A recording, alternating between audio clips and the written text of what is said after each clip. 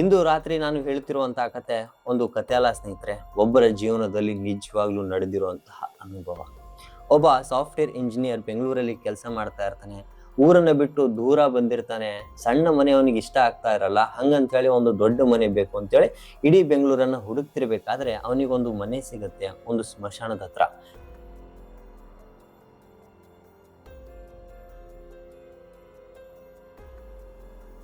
ಕಲ್ಪಳ್ಳಿ ಸ್ಮಶಾನದ ಹತ್ರ ಒಂದು ಮನೆ ಸಿಗುತ್ತೆ.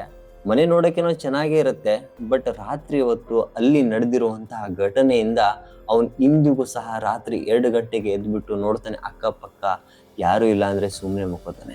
ಒಂದು ಟಕ್ ಟಕ್ ಅಂತೇಳಿ ಶಬ್ದ ಕೇಳಿಸುತ್ತೆ. ಗಾಳಿಯಲ್ಲಿ ಏನೋ ಒಂದು ಕೊಳ್ತಿರುವಂತ ವಾಸನೆ ಬರ್ತಾ ಇರುತ್ತೆ. ಸೊ ಇವಾಗ್ಲೂ ಕೂಡ ಆ ಒಂದು ಸಮಸ್ಯೆಯಿಂದ ನಡೆದಾಡ್ತಾ ಇದ್ದಾನೆ.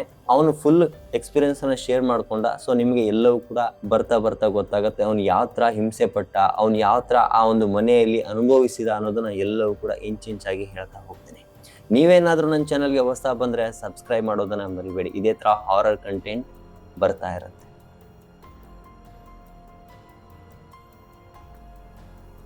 ಸೊ ನನ್ನೊಬ್ಬ ಫ್ರೆಂಡ್ ಸಂತೋಷ್ ಅಂತೇಳಿ, ಅವನು ಸಾಫ್ಟ್ವೇರ್ ಇಂಜಿನಿಯರ್ ಆಗಿ ಬೆಂಗಳೂರಲ್ಲಿ ಕೆಲಸ ಮಾಡ್ತಾ ಇದ್ದ.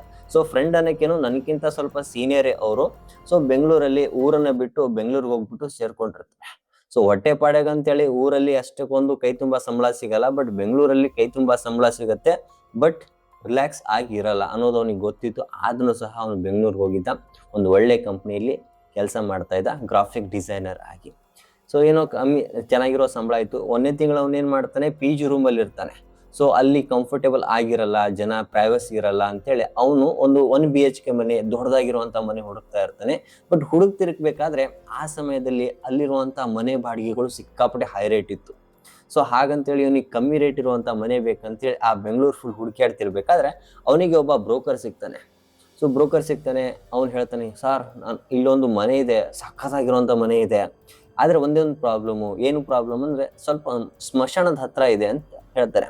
ಹೌದಾ, ಏನ್ ತೊಂದರೆ ಇಲ್ಲ ಬಿಡಪ್ಪ, ಈ ಬೆಂಗಳೂರು ಫುಲ್ ಒಂದಲ್ಲ ಒಂದಿನ ಸ್ಮಶಾನದಿಂದಾನೇ ಕೆಲವೊಂದು ಮನೆಗಳೆಲ್ಲ ಕಟ್ಟಿರೋದು, ನನ್ಗೇನ್ ತೊಂದರೆ ಇಲ್ಲ ಸ್ಮಶಾನದ ಹತ್ರ ಅಂದ್ರೆ ಅಂತ. ಸರಿ ಅಂತೇಳಿ ಅವನೇನ್ ಮಾಡ್ತಾನೆ, ಒಪ್ಕೋತಾನೆ. ಇಬ್ರು ಕೂಡ ಮನೆ ನೋಡಕ್ ಹೋಗ್ತಾರೆ. ಮನೆ ನೋಡಕ್ ಹೇಗಿತ್ತು ಅಂದ್ರೆ 2 ಅಂತಸ್ತಿನ ದೊಡ್ಡ ಬಂಗ್ಲೆ, ಅಕ್ಕಪಕ್ಕ ಸುತ್ತಲೂ ಗಿಡಗಳಿಂದ ತುಂಬಿಕೊಂಡಿತ್ತು. ಕೆಲವೊಂದು ಗಾಜುಗಳೆಲ್ಲ ಒಡೆದಿತ್ತು. ಏನೋ ಒಂದು ವಿಚಿತ್ರ ಆಗಿರುವಂತ ಮನೆ ತರ ಕಾಣಿಸ್ತಾ ಇತ್ತು. ಬಟ್ ಅವನಿಗೆ ಅಲ್ಲಿ ಹೋದ ತಕ್ಷಣ ಫೀಲ್ ಆಗಿದೆ ಏನಂದ್ರೆ ಈ ಮನೆಯನ್ನ ಯಾರೋ ಮುಚ್ಚಿಡ್ತಾ ಇದ್ದಾರೆ ಅನ್ನೋ ತರ ಫೀಲ್ ಆಗ್ತಾ ಇತ್ತಂತೆ. ಸರಿ ಬಿಡು ಅಂತೇಳಿ ಅಲ್ಲೋಗಿ ಎಲ್ಲವನ್ನು ಕೂಡ ನೋಡ್ತಾನೆ. ಓನರ್ನು ಕೂಡ ಮಾತನಾಡಿಸ್ತಾನೆ. ಓನರ್ ಬಂದಿರ್ತಾರೆ. ಓನರ್ ನೋಡಕ್ ಹೇಗಿರ್ತಾರೆ ಅಂದ್ರೆ ಫುಲ್ ಬಡಕ್ಲು, ಏನೋ ಕಣ್ಣಲ್ಲಿ ಅಸಹಾಯಕತನ, ತುಂಬಾ ವಯಸ್ಸಾಗಿರುತ್ತೆ. ಏನೋ ಇವರಿಗೆ ಆ ಬಾಡಿಗೆ ಮನೆ ತಗೊಂಡು ಬಾಡಿಗೆ ಕೊಟ್ರೆ ಸಾಕಪ್ಪ ಅನ್ನೋ ತರ ಇರ್ತಾರೆ. ಸೊ ಇಬ್ರು ಕೂಡ ಮಾತನಾಡ್ತಾರೆ. ಮನೆ ಫುಲ್ ತಿರುಗಾಡ್ತಾನೆ, ತುಂಬಾ ಚೆನ್ನಾಗಿರುತ್ತೆ. ಸೊ ಎಲ್ಲವೂ ಆದ್ಮೇಲೆ ಓನರ್ ಒಂದ್ ಮಾತು ಹೇಳ್ತಾರೆ. ಸೊ ಎಲ್ಲ ಅಡ್ವಾನ್ಸ್ ಕೊಡೋಕ್ಕಿಂತ ಮೊದ್ಲಿಗೆ ಓನರ್ ಒಂದ್ ಮಾತಾಡ್ತಾರೆ. ಸೊ ನಿನ್ ಈ ಮನೇಲಿ ಇರೋ, ಬಟ್ ರಾತ್ರಿ ಹೊತ್ತು 2 ಗಂಟೆಗೆ ಮೇಲಿರುವಂತಹ ಕೋಣೆಯಲ್ಲಿ ಯಾವತ್ತೂ ಕೂಡ ತೆಗಿಯಕ್ ಹೋಗ್ಬೇಡ. ಏನೇ ಶಬ್ದ ಬರ್ಲಿ, ಏನೇ ಆಗ್ಲಿ, ಬಟ್ ರಾತ್ರಿ 2 ಗಂಟೆಗೆ ಆ ಒಂದು ಕೋಣೆ ಹತ್ರ ನೀನ್ ಹೋಗ್ಬೇಡ, ಬಾಗಿಲ್ನು ಕೂಡ ತೆಗಿಬೇಡ ಅಂತ ಹೇಳ್ತಾನೆ. ಸೊ ಈ ನಗತಾ ಹೇಳ್ತಾನೆ, ಆ ಒಂದು ಕೋಣೆ ಒಳಗೆ ಏನಾರ ಬಂಗಾರ ಏನಾರ ಇಟ್ಟಿರಾ, ಗುಪ್ತವಾಗಿ ಏನಾರ ಇಟ್ಕೊಂಡಿರಾ ಹೇಳ್ರಿ ಅಂತ. ಇಲ್ಲ, ಬಟ್ ನೀನ್ ಹೆಂಗ್ ತಿಳ್ಕೊತೀಯೋ ಗೊತ್ತಿಲ್ಲ, ಬಟ್ ಆ ಒಂದು ಕೋಣೆ ಯಾವತ್ತೂ ಕೂಡ ತೆಗಿಯಕ್ಕೆ ಹೋಗ್ಬೇಡ. ಏನೇ ಶಬ್ದ ಆಗ್ಲಿ, ಏನೇ ಆತಂಕ ಆದ್ರೂ ಕೂಡ ಆ ಒಂದು ಕೋಣೆಯನ್ನ ತೆಗಿಯಕ್ಕೆ ಹೋಗ್ಬೇಡ ಅಂತ ಹೇಳ್ತಾನೆ. ಸರಿ ಅಂತೇಳಿ ಇವನು ಕೂಡ ಒಪ್ಕೋತಾನೆ. ಸೊ ಮೊದಲನೇ ದಿನ ಹೊಸ ಜಾಗ, ಇವನಿಗಷ್ಟು ಕಂಫರ್ಟೇಬಲ್ ಆಗಿ ಇರಲ್ಲ. ಸೊ ಎಲ್ಲ ವಸ್ತುಗಳನ್ನ ಕ್ಲೀನಾಗಿ ಒಂದ್ ಕಡೆ ಜೋಡಿಸ್ತಾನೆ. ರಾತ್ರಿ ಆಗತ್ತೆ, ಕ್ಲೀನಾಗಿ ಊಟ ಮಾಡ್ತಾನೆ. ಸೊ ಮಲ್ಕೋತಿರ್ಬೇಕಾದ್ರೆ ಇವನಿಗೊಂದು ಸ್ವಲ್ಪ ಆ ಕಡೆಯಿಂದ ಈ ಕಡೆ ಉಳ್ಳಾಡ್ತಾ ಇದ್ದ. ಹೊಸ ಜಾಗ, ನಿದ್ದೆ ಬರ್ತಾ ಇರಲಿಲ್ಲ. ಸೊ ರಾತ್ರಿ ಕರೆಕ್ಟಾಗಿ 1:15ಕ್ಕೆ ಇವನಿಗೆ ಎಚ್ಚರ ಆಗುತ್ತೆ. ಸೊ ಎಚ್ಚರ ಆಗತ್ತೆ, ಏನೋ ಒಂದು ಟಕ್ ಟಕ್ ಅಂತೇಳಿ ಒಂದು ಶಬ್ದ ಕೇಳಿಸ್ತಾ ಇರುತ್ತೆ. ಸೊ ಮೊದಲು ಗಮನಿಸ್ತಾನೆ, ಏನಿರ್ಬೋದು ಇದು, ಯಾವ್ದಾದ್ರು ಬೆಕ್ಕು ನಾಯಿ ಓಡಾಡ್ತಿರ್ಬೋದಾ ಅಂತೇಳಿ. ಸೊ ಮತ್ತೆ ಗಮನಿಸ್ತಾನೆ, ಮತ್ತೆ ಟಕ್ ಟಕ್ ಅಂತೇಳಿ ಶಬ್ದ ಕೇಳಿಸುತ್ತೆ. ಸೊ ಇದು ಯಾವ್ದೋ ಬೆಕ್ಕಿರ್ಬೇಕು, ಮೇಲಿನ ಕೋಣೆಯಲ್ಲಿ ಯಾವ್ದೋ ನಡ್ಕೊಂಡ್ ಬರ್ತಾ ಇರ್ಬೇಕು ಅಂತ. ಸೊ ಮತ್ತೆ ಅದೇ ತರ ಶಬ್ದ ಕೇಳಿಸೋಣ, ಇದು ಯಾವ್ದು ಬೆಕ್ಕಿನ ತರ ಅಲ್ವಲ್ಲ, ಬೆಕ್ಕಿನ ಶಬ್ದ ಇಷ್ಟಕ್ಕೊಂದು ಭಾರವಾಗಿರುತ್ತಾ, ಇಷ್ಟಕ್ಕೊಂದು ಜೋರಾಗಿರುತ್ತಾ ಅಂತೇಳಿ. ಸೊ ಆ ಶಬ್ದ ಹೆಂಗ್ ಬರ್ತಾ ಇತ್ತು ಅಂದ್ರೆ ಒಂದು ಸ್ಟೆಪ್ಸ್ ಇಂದ ಸ್ಲೋಲಿ ಡೌನ್ ಇಳಿತಾ ಇದೆ ಅನ್ನೋ ತರ ಇವನಿಗೆ ಆ ಒಂದು ಶಬ್ದ ಕೇಳಿಸ್ತಾ ಇರುತ್ತೆ. ಸೊ ಏನ್ ಇರ್ಬೋದು ಇದು ಅಂತೇಳಿ ಅಲ್ಲೇ ಪಕ್ಕದಲ್ಲಿರುವಂತ ಒಂದು ಟಾರ್ಚ್ ನ ಇಟ್ಕೊಂಡು ಏನ್ ಮಾಡ್ತಾನೆ, ಸೊ ಹಾಗೆ ಟಾರ್ಚ್ ಅನ್ನು ಮಾಡ್ಕೊಂಡು ಹೋಗ್ತಾ ಇರ್ತಾನೆ. ಸೊ ಹೋಗ್ತಿರ್ಬೇಕಾದ್ರೆ ಒಂದು ವಿಚಿತ್ರ ಆಗಿರುವಂತಹ ಗಾಳಿ ಆ ಮನೇಲಿ ಪಾಸ್ ಆಗುತ್ತೆ. ತಣ್ಣನೆ ಗಾಳಿ. ಸೊ ಆ ಒಂದು ಸ್ಟೆಪ್ಸ್ ಏರ್ತಿರ್ತಾರಲ್ಲ, ಅಲ್ಲೊಂದು ಲೋಹ ಇರುತ್ತೆ, ಅದನ್ನು ಮುಟ್ಟಿದಾಕ್ರ ಏನೋ ಒಂದು ಕೋಲ್ಡ್ ಆಗಿರುವಂತಹ ಆ ಒಂದು ಮೆಟಲ್ ಅವನಿಗೆ ಫೀಲ್ ಆಗುತ್ತೆ. ಸೊ ಹಾಗೆ ಮೇಲೆ ನಡ್ಕೊಂಡು ಹೋಗ್ತಾ ಇರ್ಬೇಕಾದ್ರೆ ಆ ಒಂದು 2ನೇ ಫ್ಲೋರ್ ಅಲ್ಲಿ ಒಂದು ಕೋಣೆ ಇರುತ್ತಲ್ಲ, ಸೊ ಅಲ್ಲಿಂದ ಒಂದು ನೆರಳು ಆ ಕಡೆಯಿಂದ ಈ ಕಡೆ, ಈ ಕಡೆಯಿಂದ ಆ ಕಡೆ ಪಾಸ್ ಆಗ್ತಾ ಇರುತ್ತೆ. ಏನಿರ್ಬೋದು ಇದು, ನಾನು ಈ ಮನೆಯಲ್ಲಿ ಒಬ್ಬನೇ ಇದ್ದೀನಿ, ಬಟ್ ಇದು ಯಾವ ಥರ ಏನಿರ್ಬೋದು ಅಂತೇಳಿ ಆ ಒಂದು ಡೋರ್ ಹತ್ರ ಹೋಗ್ತಾನೆ. ಇವನಿಗೆ ಸಡನ್ಲಿ ನೆನಪಾಗುತ್ತೆ ಓನರ್ ಹೇಳಿರುವಂತ ಮಾತು, ರಾತ್ರಿ 2 ಗಂಟೆ ಈ ಒಂದು ಕೋಣೆಯಲ್ಲಿ ಹೋಗ್ಬೇಡ ಅಂದಿದ್ದಾನೆ. ಸೊ ಮನ್ಸಲ್ಲಿ ಆತಂಕ ಇರುತ್ತೆ, ನಾನು ಒಬ್ಬನೇ ಇದ್ದೀನಿ ಇಲ್ಲಿ, ಬಟ್ ಇಲ್ಲಿ ಯಾರೋ ಇದಾರಲ್ಲ ಅಂತೇಳಿ. ಸೊ ಹಾಗೆ ಆ ಒಂದು ಕೋಣೆ ಹತ್ರ ಹೋಗ್ತಾನೆ. ಅಲ್ಲಿ ಒಂದು ಯಾವುದೋ ಒಂದು ಆ ಕೋಣೆಯ ಒಳಗಿಂದ ಯಾರೋ ಉಸಿರಾಡ್ತಾ ಇದ್ದಾರೆ ಅನ್ನೋ ಥರ ಇವನಿಗೆ ಫೀಲ್ ಆಗುತ್ತೆ. ಸೊ ಯಾರು ಇರ್ಬೋದು, ಇದನ್ನ ಓಪನ್ ಮಾಡ್ಲಾ ಬೇಡವಾ, ಹಾಗೆ ಮುಟ್ಲಾ ಬೇಡವಾ ಅನ್ನೋ ಥರ ಇರುತ್ತೆ. ಮತ್ತೆ ಆ ಓನರ್ ಹೇಳಿದ ಮಾತು ನೆನಪಾಗತ್ತೆ. ಅವನೇನ್ ಮಾಡ್ತಾನೆ, ಸೀದಾ ಅಲ್ಲಿಂದ ವಾಪಸ್ ಅಲ್ಲಿಂದ ಬರ್ತಾನೆ, ರೂಮನ್ನ ಲಾಕ್ ಮಾಡ್ಕೊಂಡ್ಬಿಟ್ಟು ಬೆಡ್ ಮೇಲೆ ಸುಮ್ಮನೆ ಮಲ್ಕೋತಾನೆ. ಉಳ್ಳಾಡ್ತಿರ್ತಾನೆ, ಇಡೀ ರಾತ್ರಿ ನಿದ್ದೆನೆ ಬರೋದಿಲ್ಲ. ಸೊ ಆ ರಾತ್ರಿ ಏನ್ ನಡೆದಿತ್ತು ಅಂತ ತುಂಬಾ ಯೋಚನೆಯಲ್ಲಿ ಇರುತ್ತೆ. ಸೊ ಬೆಳಗ್ಗೆ ಆಗತ್ತೆ, ಎದ್ದೇಳ್ತಾನೆ. ಮನೆಯಿಂದ ಹೊರಗೆ ಹೋಗ್ತಿರ್ಬೇಕಾದ್ರೆ ಅಲ್ಲೇ ಒಬ್ರು ಅಜ್ಜಿ ಇರ್ತಾರೆ. ಸೊ ಅಜ್ಜಿ ಗಿಡಗಳಿಗೆಲ್ಲ ನೀರ್ ಹಾಕ್ತಾ ಇರ್ತಾರೆ. ಇವನು ಹೊರಗಡೆ ಬಂದು ನೋಡ್ತಾ ಇರ್ತಾನೆ. ಅಜ್ಜಿ ಓಡ್ ಬಂದ್ಬಿಟ್ಟು ಇವನಿಗೆ ಮಾತಾಡಿಸ್ತಾರೆ, ನೀನೇನಾ ಈ ಮನೆಗೆ ಹೊಸದಾಗಿ ಬಂದಿರೋವನು? ಹೌದು ಅಜ್ಜಿ ಅಂತ ಹೇಳ್ತಾನೆ. ಹೌದಾ, ಸೊ ಹೀಗೆ ರಾತ್ರಿ ನೀನ್ ಮೇಲೇನಾರು ಹೋಗಿದ್ದ ಅಂತ ಹೇಳ್ತಾರೆ. ಹೌದು, ನಾನು ಮೇಲ್ ಹೋಗಿದ್ದೆ, ನಿಮ್ಗೆ ಹೆಂಗ್ ಗೊತ್ತಾಯ್ತು ಅಂತ. ಇಲ್ಲ, ಆ ರೂಮಿಂದ ನನ್ಗೆ ಸ್ವಲ್ಪ ಬೆಳಕು ಕಾಣಿಸ್ತು, ಅದಕ್ಕೆ ಆತರ ಹೇಳ್ದೆ ಅಂತ ಹೇಳ್ತಾರೆ. ಹೌದಾ, ಆ ರೂಮಲ್ಲಿ ಏನಿದೆ ಅಜ್ಜಿ, ಅದನ್ನ ಯಾಕೆ ಕ್ಲೋಸ್ ಮಾಡಿದ್ದಾರೆ? ಅದ್ರ ಮಾಲಕರು ಹೇಳಿದ್ರು ಆ ಒಂದು ರೂಮಿಗೆ ಹೋಗ್ಬೇಡ ಅಂದಿದಾರಲ್ಲ, ಯಾಕೆ ಅಂತ ಹೇಳಿ. ಸೊ ಅಜ್ಜಿ ಒಂದು ಕತೆ ಹೇಳ್ತಾಳೆ. ಏನಂದ್ರೆ, 12 ವರ್ಷಗಳ ಹಿಂದೆ ಇಲ್ಲೊಂದು ಕುಟುಂಬ ಇತ್ತು. ಗಂಡ ಹೆಂಡತಿ 2 ಮುದ್ದಾದ ಮಕ್ಕಳು. ಸೊ ಎಲ್ಲರೂ ಕೂಡ ಚೆನ್ನಾಗಿದ್ರು. ಆದ್ರೆ ಗಂಡ ಸ್ವಲ್ಪ ಜಾಸ್ತಿ ಕುಡಿತಾ ಇದ್ದ, ಮಕ್ಕಳನ್ನೆಲ್ಲ ಹೊಡಿತಾ ಇದ್ದ, ಹೆಂಡತಿನೆಲ್ಲ ಹೊಡಿತಾ ಇದ್ದ. ಸೊ ಆ ಹೆಂಡತಿ ಊರವ್ರನ್ನೆಲ್ಲ ಕೇಳ್ಕೊತಾ ಇದ್ಲು, ನನ್ನ ಗಂಡನ ಸರಿ ಮಾಡ್ರಿ, ಅವನಿಂದ ಕುಡ್ತಾ ಎಲ್ಲ ಬಿಡಿಸ್ರಿ ಅಂತೇಳಿ. ಊರವ್ರು ಹೇಳೋ ತನಕ ಹೇಳಿದ್ರು, ಆದ್ರೂ ಸಹ ಆ ಗಂಡ ಮಾತೇ ಕೇಳ್ತಾ ಇರ್ಲಿಲ್ಲ. ಸೊ ಎಷ್ಟೇ ಹೇಳಿದ್ರು, ಎಷ್ಟೇ ಇದು ಮಾಡಿದ್ರು ಕೂಡ ಹೊಟ್ಟೆ ಮಾತು ಕೇಳ್ತಾ ಇರಲಿಲ್ಲ. ಸೊ ಒಂದು ದಿನ ಏನಾಯ್ತೋ ಗೊತ್ತಿಲ್ಲ, ಗಂಡ ಹೆಂಡತಿ ಮಕ್ಕಳನ್ನ ಈ ಗಂಡ ಇರೋನು ಕೊಂದ್ಬಿಡ್ತಾನೆ. ಸೊ ಎಲ್ಲರನ್ನು ಕೊಂದ್ಬಿಟ್ಟು ತಾನೇ ಸೂಸೈಡ್ ಮಾಡ್ಕೊಂಡು ಆ ರೂಮಲ್ಲಿ ಸತ್ತೋಗ್ಬಿಡ್ತಾನೆ. ಪೊಲೀಸರು ಬಂದು ಇನ್ವೆಸ್ಟಿಗೇಷನ್ ಮಾಡ್ಬಿಟ್ಟು ಹಾಗೆ ಹೋಗ್ತಾರೆ. ಸೊ ಆ ಒಂದು ರೂಮಲ್ಲಿ ರಕ್ತದ ಕಲೆಗಳು ಇನ್ನವರೆಗೂ ಕೂಡ ಇದಾವೆ. ಸೊ ಎಷ್ಟೇ ಬಣ್ಣ ಹಚ್ಚಲಿ, ಎಷ್ಟೇ ಸುಣ್ಣ ಹಚ್ಚಿದ್ರು ಕೂಡ ಆ ಒಂದು ರಕ್ತದ ಕೈ ಗುರುತುಗಳು ಹೋಗ್ತಾ ಇಲ್ಲ ಅಂತ ಹೇಳ್ತಾರೆ. ಅಷ್ಟೇ ಹೇಳ್ಬಿಟ್ಟು ಆ ಅಜ್ಜಿ ಅಲ್ಲಿಂದ ಹೋಗ್ತಾರೆ. ಇವನೇನು ಯೋಚನೆ ಮಾಡ್ತಾನೆ, ಸೊ ಈ ತರ ಒಂದು ಮನೆ ಇತ್ತಂದ್ರೆ ಅಲ್ಲಿರುವಂತ ಜನರು, ಅಲ್ಲಿರುವಂತ ಊರಿನವರು ಏನೋ ಒಂದು ಕಥೆನ ಕಟ್ತಾರೆ ಬಿಡು, ಸೊ ಇದನ್ನೆಲ್ಲ ತಲೆ ಕೆಡ್ಸ್ಕೋಬಾರ್ದು ಹಾಗೆ ಅಂತೇಳಿ ಅವನು ಕೂಡ ಏನ್ ಮಾಡ್ತಾನೆ, ವಾಪಸ್ ಬಂದು ಸುಮ್ನೆ ಅವನು ತನ್ನ ಎಲ್ಲ ಫ್ರೆಶ್ ಅಪ್ ಆಗ್ಬಿಟ್ಟು ಆಫೀಸ್ ಹೋಗ್ತಾನೆ. ಸೊ ಅವಾಗ ಅವನಿಗೆ ಹೆಂಗ್ ಅನ್ಸ್ತಾ ಇರತ್ತಂದ್ರೆ, ಫುಲ್ಲು ವಿಚಿತ್ರ ಆಗಿರುವಂತ ಭಾವನೆ ಮತ್ತು ಕಣ್ಣುಗಳೆಲ್ಲ ಕೆಂಪಾಗಿತ್ತು. ಇಡೀ ರಾತ್ರಿ ನಿದ್ದೆ ಇರ್ಲಿಲ್ಲ. ಸೊ ಮರುದಿನನು ಕೂಡ ಏನ್ ಮಾಡ್ತಾನೆ ಅವನು, ಸೊ ಇದು ಏನೋ ಒಂದು ವಿಚಿತ್ರ ಆಗಿದೆ, ಈ ಅಜ್ಜಿ ಏನೋ ಹೇಳಿದ್ರಲ್ಲ ಅಂತೇಳಿ ಅವನೇನ್ ಮಾಡ್ತಾನೆ, ಒಂದು CC ಕ್ಯಾಮ್ರಾನ ಆನ್ಲೈನ್ ಅಲ್ಲಿ ಆರ್ಡರ್ ಮಾಡ್ಬಿಟ್ಟು ಸೊ ರಾತ್ರಿ ಹೊತ್ತು ಇದನ್ನ ಅಳವಡಿಸೋಣ, ಇದು ಏನ್ ಆಗತ್ತೆ ರಾತ್ರಿ, ಏನ್ ಇರ್ಬೋದು ಅಂತೇಳಿ ಆ ಒಂದು ಸ್ಟೆಪ್ಸ್ ಇರುತ್ತೆ ಮತ್ತು ಡೋರ್ ಕಾಣಿಸೋ ಹಾಗೆ ಒಂದು CC ಕ್ಯಾಮ್ರಾನ ಫಿಟ್ ಮಾಡ್ತಾನೆ. ಸೊ ಅವನೇನ್ ಮಾಡ್ತಾನೆ, ಈ ರಾತ್ರಿ ನಾನು ಇಡೀ ದಿನ ಕೂತ್ಕೊಂಡ್ಬಿಟ್ಟು ನೋಡೋಣ ಏನ್ ಆಗತ್ತೆ ಅಂತೇಳಿ. ಬಟ್ ಆ ರಾತ್ರಿ ಅವನಿಗೆ ಊಟ ಮಾಡಿದ ತಕ್ಷಣ ಸಿಕ್ಕಾಪಟ್ಟೆ ನಿದ್ದೆ ಬಂದ್ಬಿಡುತ್ತೆ. ಯಾಕಂದ್ರೆ ಮರುದಿನ ಅವನು ಇಡೀ ರಾತ್ರಿ ಎಚ್ಚರ ಇರ್ತಾನೆ, ಬಟ್ ಈ ರಾತ್ರಿ ಹಾಗೆ ಮಲ್ಕೊಂಡ್ಬಿಡ್ತಾನೆ. ಆ CC ಕ್ಯಾಮ್ರಾ ಆನ್ ಇರುತ್ತೆ. ಮತ್ತೆ ಬೆಳಗ್ಗೆ ಎದ್ದು ನೋಡ್ತಾನೆ, ಓಡ್ಕೊಂಡ್ ಬಂದ್ಬಿಟ್ಟು ಆ ಫೈಲ್ನೆಲ್ಲ ಓಪನ್ ಮಾಡ್ತಾನೆ, ಫಾರ್ವರ್ಡ್ ಮಾಡ್ತಾನೆ.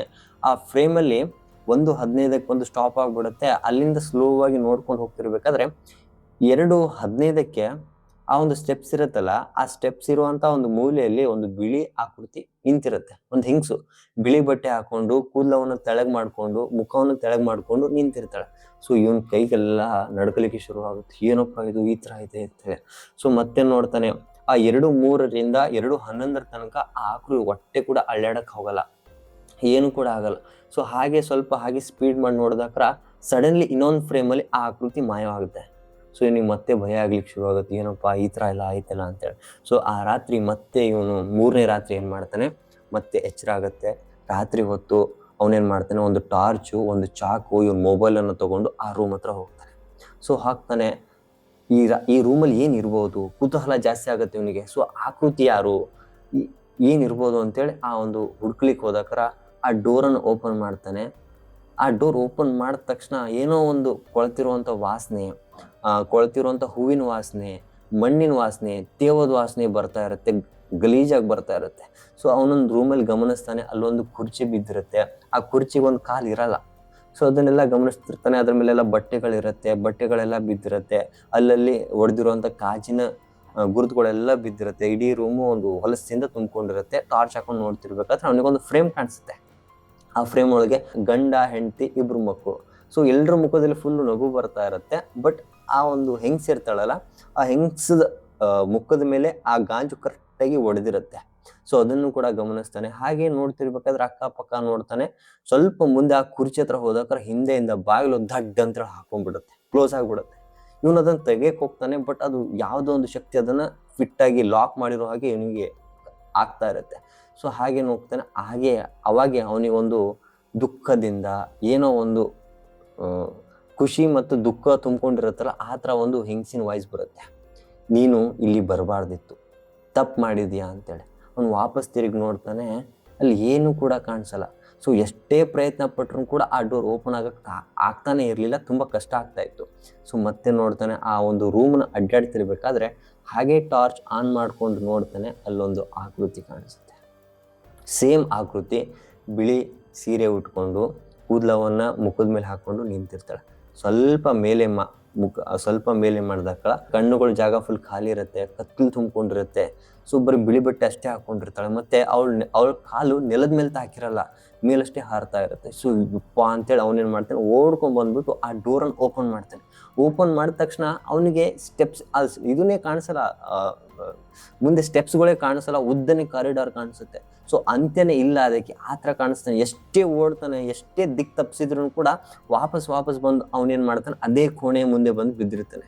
ಸೊ 2-3 ಸಲ ಮಾಡ್ತಾನೆ, 4-5 ಸಲ ಮಾಡ್ತಾನೆ. ಕೊನೆಗೆ ಏನಾಯ್ತೋ ಗೊತ್ತಿಲ್ಲ, ಆ ಹೆಂಗಸು ಮತ್ತೆ ಇವನ ಹತ್ರ ಬರ್ತಾಳೆ. ಈ ರೂಮಿಂದ ಯಾರು ಕೂಡ ಹೊರಗಡೆ ಹೋಗೋದಿಲ್ಲ, ನಾವು ಹೋಗೋದಿಲ್ಲ, ನಿನ್ನನ್ನು ಕೂಡ ಹೊರಗಡೆ ಹೋಗಲು ಬಿಡೋದು ಇಲ್ಲ ಅಂತಾಳೆ. ಸೊ ಆ ಹೆಂಗಸು ಇವನ ಹತ್ರ ಬರ್ತಾಳೆ. ಅವಳ ಹತ್ರ ಬಂದಕ್ರ ಏನೋ ಒಂದು ಕೊಳ್ತಿರುವಂತ ವಾಸನೆ ಬರ್ತಾ ಇರುತ್ತೆ. ಇವನಿಗೇನೋ ಮಾಡಿಬಿಡ್ತಾಳೆ ಅಂತೇಳಿ ಇವನಿಗೆ ಅನಿಸ್ತಾ ಇರುತ್ತೆ, ಇಲ್ಲಿಂದ ನಾನು ಹೋಗ್ಬೇಕಂತೇಳಿ ಅನಿಸ್ತಾ ಇರುತ್ತೆ. ಅಷ್ಟೊತ್ತಿಗೆ ಇನ್ನೂ ಒಂದು ಗಂಡ ನೆರಳು ಬಂದ್ಬಿಟ್ಟು ಆ ಹೆಂಗಸನ ಜೋರಾಗಿ ಹೊಡಿತಾನೆ. ಹೊಡೆದಾದ್ಮೇಲೆ ಇವನಿಗೆ ಏನಾಗುತ್ತೋ ಗೊತ್ತಿಲ್ಲ, ಆ ಫೈಟ್ಗಳು ನಡೆಯುತ್ತೆ. ಅಷ್ಟೊತ್ತಿಗೆ ಇವನಿಗೆ ಪದ್ಯಂತ ಬಿದ್ದಿರ್ತಾನೆ. ಸೊ ಇವನ್ ಕಣ್ಣು ತೆಗೆದಾಕ್ರ ಆ ಮನೆಯಿಂದ ಹೊರಗಡೆ ಬಿದ್ದಿರ್ತಾನೆ, ಹುಲ್ಲಿನ ಮೇಲೆ ಬಿದ್ದಿರ್ತಾನೆ, ಮೈಯೆಲ್ಲ ಹರಿದಿರುತ್ತೆ, ಅಲ್ಲಲ್ಲಿ ಗಾಯ ಆಗಿರುತ್ತೆ. ಆ ರಾತ್ರಿ ಏನ್ ನಡೀತೆ ಅಂತೇಳಿ ಇವನಿಗೆ ನೆನಪೇ ಇರೋದಿಲ್ಲ. ಮನೆಯಿಂದ ಹೊರಗಡೆ ಬಂದು ಬಿದ್ದಿರ್ತಾನೆ. ಸ್ವಲ್ಪ ಕಣ್ಣು ತೆರೆದಾಕ್ರ ಸೂರ್ಯನ ಬೆಳಕು ಇವನಿಗೆ ಮಿಣುಕ್ತಾ ಇರುತ್ತೆ. ಅವ್ರ ಓನರ್ ಗೇಟ್ ಮುಂದೆ ಬಂದು ನಿಂತಿರ್ತಾನೆ. ಸೊ ಗೇಟ್ ಮುಂದೆ ನಿಂತಿರುವಂತ ಓನರ್ ನೋಡಿದ ತಕ್ಷಣ ಏನೋ ಇವನು ಹೊಸದಾಗಿ ಬಂದು ಬಿದ್ದಿರೋ ಥರ ಕಾಣಿಸ್ತಾ ಇರಲಿಲ್ಲ. ತುಂಬ ಅನುಭವ, ತುಂಬ ಈ ಥರ ಬಹಳಷ್ಟು ಘಟನೆಗಳು ನಡೆದಿದ್ದಾವೆ ಅನ್ನೋ ಥರ ಸುಮ್ಮನೆ ನೋಡ್ತಿರ್ತಾರೆ.